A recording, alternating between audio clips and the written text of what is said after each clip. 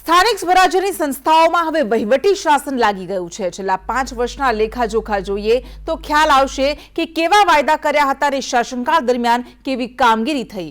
વાત છે વડોદરા શહેરની। આ છે સંસ્કારી નગરી તરીકે ઓળખાતું વડોદરા શહેર। મધ્ય ગુજરાતના આ શહેરમાં ભાજપનું પ્રભુત્વ રહેલું છે। વર્ષ 2015 માં વડોદરા મહાનગરપાલિકામાં ફરી એકવાર ભાજપે સત્તાનું સુકાન સંભાળ્યું અને તે પહેલા વડોદરાવાસીઓને કેટલાક વાયદા કર્યા હતા, પરંતુ તે વાયદા કેટલા પૂરા થયા અને કેટલા બાકી છે તેનું સરવૈયું જોઈએ તો ભાજપના દાવા છે કે વડોદરા સ્વચ્છતા ક્ષેત્રે હરણફાળ ભરી રહ્યું છે। જ્યારે આજવા નિમેટા પાણીની પાઇપલાઇન, શહેરીજનોને ફ્રી વાઈફાઈ, વિશ્વામિત્રી નદીનું શુદ્ધિકરણ અને આવાસ યોજનાની કામગીરી ચાલી રહી છે। રોડ રસ્તા તો સારા જ છે। આખા વડોદરા શહેરની અંદર જે પ્રાથમિક સુવિધાઓના કામો છે અને જે પ્રજાને જરૂરિયાતના કામો છે, ભારતીય જનતા પાર્ટીએ જે 5 વર્ષના મેનિફેસ્ટોમાં કીધું હતું સંપૂર્ણ કામો આપણે કરી દીધા છે। થોડા ઘણા 10%, 15% કામો જે બાકી જે પ્રગતિની અંદર છે અને 3 મહિનાની અંદર આ કામો પૂર્ણ થઈ જશે એવી અમને સંપૂર્ણ ખાતરી છે।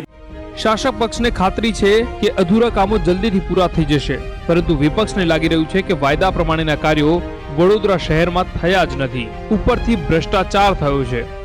5 વર્ષ પૂરા થવાયા છે। એ 5 વર્ષના પ્રોજેક્ટની અંદર એક બી જેટલી સુનેરા સપના દેખાડેલા એમાંથી એક બી વસ્તુ નથી કરી શક્યા અને કરોડો રૂપિયાની ખાઈકી થઈ છે, જે હમણાં ભ્રષ્ટાચારનું ઉપન થયેલું છે। પણ આ 5 વર્ષ એ ભ્રષ્ટાચારનું 5 વર્ષ હોય એવું સીધું સાધું દેખાય છે।